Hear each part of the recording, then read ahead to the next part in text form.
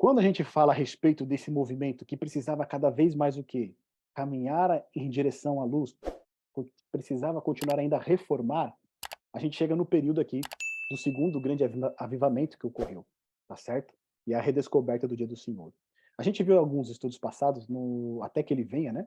No estudo a respeito da volta de Jesus, o movimento do adventismo é o movimento que chama a atenção do mundo a respeito da volta de Cristo. A gente pode dizer que naquele período ali do século XIX era a verdade presente, ou seja, era a verdade mais importante para aquele momento. Qual que é?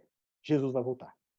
Tá certo? E esse movimento foi aquele movimento que abarcou diversas denominações, tá certo? O adventismo é o nome do movimento, não o nome de uma igreja. O adventismo ele surgiu após a interpretação bíblica de William Miller, que era um ministro batista, né? De que Jesus voltaria na década de 1840, mais precisamente no ano de 1843, e aí depois, né, foi alterado para 1844. Miller chegou a esta conclusão interpretando a profecia de Daniel capítulo 8, verso 14, até 2300 tardes e manhãs, e o santuário será purificado.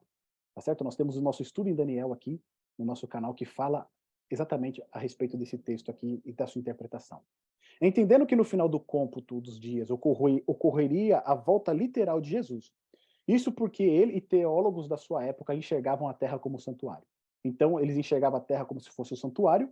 Quando o texto diz que até 2300 tardes e manhãs o santuário será purificado, ele, através do estudo das profecias, chegou à data de 1843 e depois 1844. Tá certo? Então, eles acreditavam que ali Jesus ele iria voltar. E eles começaram a pregar essa mensagem durante muitos anos, né, cerca de quase 20 anos eles pregando essa mensagem a respeito da volta de Jesus. E ali todos se juntaram, batistas, metodistas, presbiterianos, episcopais, todos eles se juntaram e começaram a pregar a volta de Jesus. Só que o que aconteceu? Jesus não voltou, tá certo? Então esse foi o movimento do adventismo. Só que nessa reunião em que surgiram milhares de pessoas, após esse grande desapontamento que ocorreu, que Jesus não voltou, ficaram um pequeno grupo.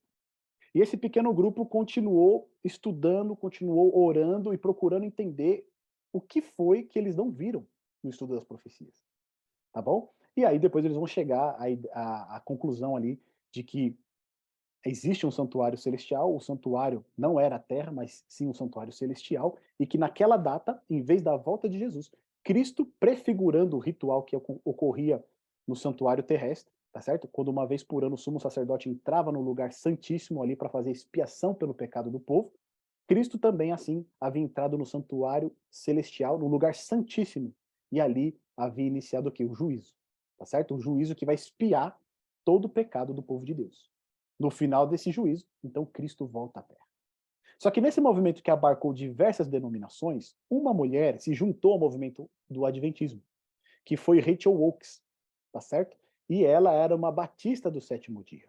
E ela apresentou a questão do sábado para aquele pequeno grupo de adventistas que sobraram do movimento, cerca de 30 pessoas. E olha o que diz aqui, ó. Rachel se interessou pelo assunto do sábado do sétimo dia, mas experimentou muita oposição de seu ministro metodista. Vendo a convicção dela sobre o assunto, ele finalmente concordou que ela guardasse o sábado se ela não se separasse da igreja metodista. Então, quando ocorre esse grande desapontamento, o que vai acontecer nessas igrejas que se juntaram no movimento do adventismo? Aqueles que continuassem pregando a volta de Jesus, eles eram expulsos das igrejas, tá certo? Então, chegava lá o pastor metodista e falava, agora vocês não vão mais falar a respeito da volta de Jesus. Se vocês continuarem pregando a respeito disso, vocês vão ser obrigados a se retirar da igreja. Então, várias denominações fizeram o quê? Expulsaram seus membros, tá certo? E esses que foram expulsos, que nunca foi a intenção deles abandonar as suas igrejas, eles montaram um grupo, tá certo? Ali de adventistas, que continuaram perseverando na doutrina a respeito da volta de Cristo. E aqui a gente percebe que Rachel Oakes, né, ela saiu da igreja metodista, foi para a igreja o quê? Batista do sétimo dia. E ali ela encontrou a verdade a respeito do sábado. Ela decidiu se separar do metodistas de qualquer maneira, mesmo com o pastor falando, olha, você pode continuar guardando seu sábado, mas fica aqui com a gente. Ela decidiu se separar e juntou-se à Igreja Batista do Sétimo Dia no dia 26 de dezembro de 1835, ou seja, antes do movimento adventista. Ou seja, quando ela se junta ao movimento adventista, ela já carrega junto o quê? Essa questão do sábado como o dia do Senhor. E aí ela vai apresentar essa questão do sábado para quem? Para Joseph Bates, tá certo? Joseph Bates foi um capitão da marinha ali, que passou 21 anos ali navegando. Bates voltou a viver uma vida normal em 1828, com uma pequena fortuna. Durante o despertamento adventista, o capitão de navio aposentado tornou-se um respeitado evangelista e líder espiritual entre os adventistas. Então, quando o movimento adventista começou a pregar a volta de Jesus, ele se juntou a esse movimento, tá certo? Se eu não me engano, acho que ele era da Igreja Conexão Cristã, algo desse tipo. E em 1845, Bates foi providencialmente guiado a uma compreensão da verdade a respeito do sábado do sétimo dia, tá certo? Então ele foi apresentado a Rachel Oakes, chegou à conclusão a respeito do dia do Senhor, porque até então, né, todas as denominações, todas as igrejas celebravam o dia do Senhor como domingo, e em 1846 ele publicou um panfleto de 48 páginas sobre o assunto. Então foi a primeira publicação ali, né, vamos dizer assim, dentro do meio ali protestante evangélico da América do Norte, falando a respeito do dia do Senhor como um sábado. E tem uma questão interessante que quando a gente fala do movimento adventista, uma das primeiras coisas que as pessoas lembram, o primeiro nome qual que é? Ellen White, tá certo? O primeiro nome que vem à mente é Ellen White. Existe até um certo preconceito com relação a ela. Só que até aqui nós não falamos de quem? De Ellen White, tá certo? O sábado, ele foi apresentado para aqueles remanescentes do movimento adventista por uma senhora, né, Rachel Oakes, e depois por Joseph Bates. Inclusive, foi Joseph Bates que apresentou o sábado para Ellen White. Porque até então, ela não tinha dado atenção à questão do sábado. Olha que interessante. O pastor Bates guardava o sábado do sétimo dia da semana. Por que eles falam do sétimo dia da semana? Porque tinha aqueles que guardavam o sábado do domingo, tá certo? Essa era uma prática muito comum dentro do puritanismo. Né? O puritanismo, ele vem da Inglaterra, ele tem raízes no calvinismo, e eles chamam de sábado o domingo, tá certo? Então eles chamam de sábado o domingo, porque eles consideram o sábado, né? O dia do sábado. Mas eles celebram no primeiro dia da semana. Então aqui o pastor Bates guardava o sábado do sétimo dia da semana. E para esse dia nos chamava a atenção como sendo o verdadeiro sábado. Eu não compreendia a sua importância e achava que ele errava em ocupar-se com o quarto mandamento mais do que os outros 9.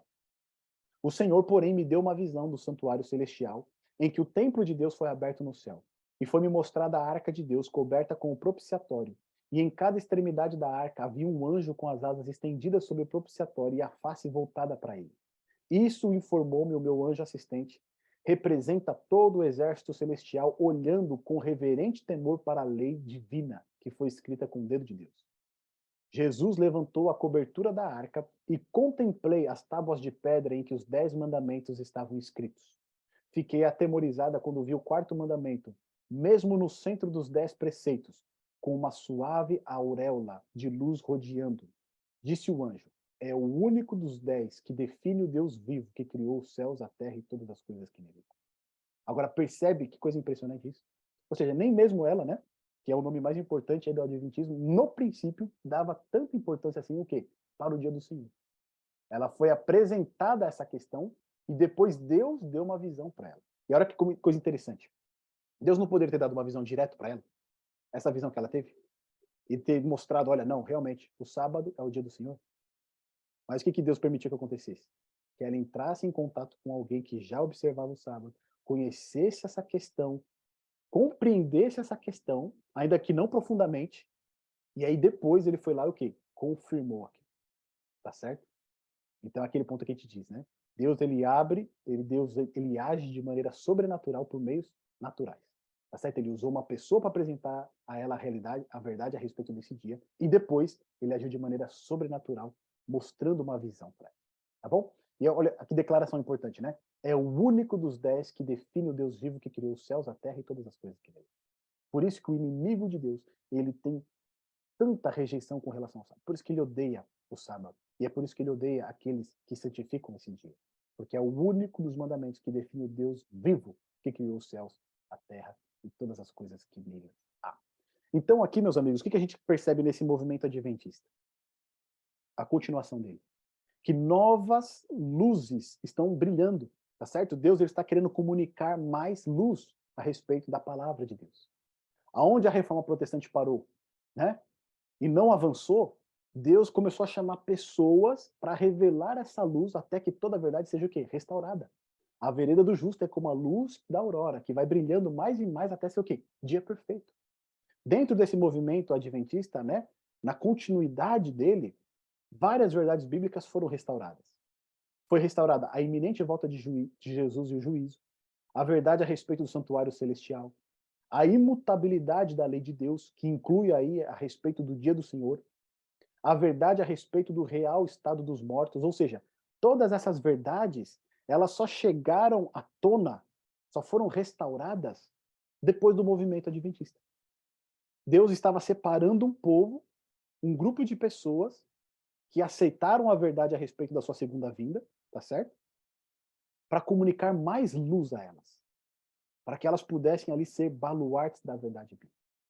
E aí a gente fala, né? Hoje existem aí, né, cerca, né, de 400 denominações cristãs que santificam o dia do Senhor como sábado, tá certo? Nominais assim.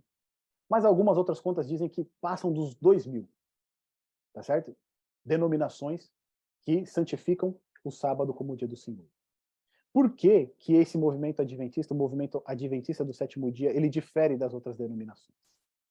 Porque a questão do movimento adventista não é só o sábado. Apesar da igreja ter esse nome, né, Igreja Adventista do Sétimo Dia, as suas principais doutrinas estarem ali claras, né, a volta de Jesus e a santidade do sábado do Senhor. O que que difere ela das outras igrejas, das outras denominações que continuam observando o sábado? Porque essa igreja, ela não ficou apenas com a verdade do sábado, mas com outras verdades também. Você pode ter muitas vezes sabatistas, né, pessoas que santificam o sábado, mas que continuem crendo na imortalidade da alma. Que a pessoa morreu, né, ela tem uma alma que vive fora do corpo. Você pode ter muitas pessoas que continuam ainda observando o sábado, mas que não acreditam, né, de uma maneira própria, assim, que existe um santuário celestial. Então, a gente percebe que esse movimento que surgiu aí, lá no dia 21, né, de maio de 1863, quando foi oficialmente ali estabelecida essa igreja, fez 160 anos agora, em maio, ela é uma igreja que restabelece várias verdades que foram esquecidas. E mais importante, essas verdades, elas não são restabelecidas com um propósito de fechar. Ó, nós somos um grupo aqui fechado, temos essas verdades e todo mundo está errado. Não. Essas verdades, elas são restabelecidas com um propósito evangelístico, de levar essas verdades ao mundo, de anunciar essas verdades às outras pessoas, tá certo? Essa igreja, ela surge no movimento das 3 mensagens angélicas que nós estudamos lá em Apocalipse. As 3 mensagens de advertência ao mundo. Tá bom?